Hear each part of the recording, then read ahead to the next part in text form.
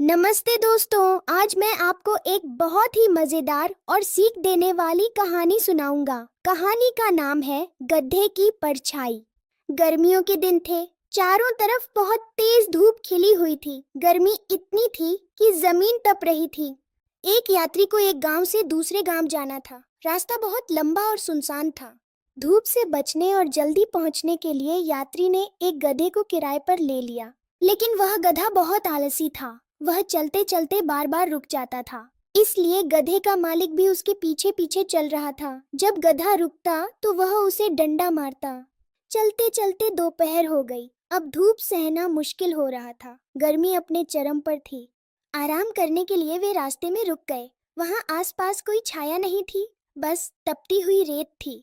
इसलिए यात्री गधे की परछाई में बैठ गया। उसे वहां थोड़ी राहत महसूस हुई।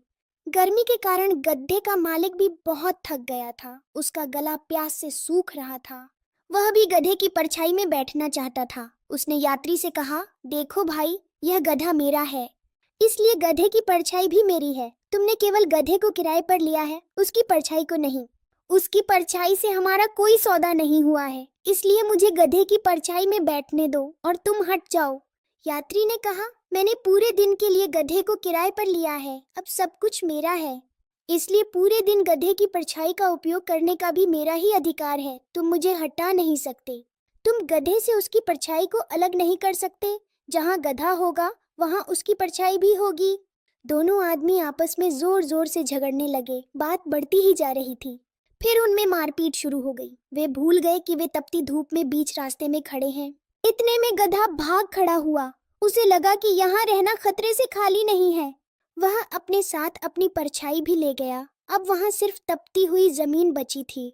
दोनों के पास अब न गधा था और न ही परछाई। वे अपनी मूर्खता पर पछताने लगे। तो दोस्तों, इस कहानी से हमें क्या शिक्षा मिलती है? यही कि छोटी छोटी बातों पर लड़ना अच्छा नहीं है। झगड़े में हमेशा नुकसान ही होता है। अगली बार मिलेंगे एक नई कहानी के साथ। धन्यवाद।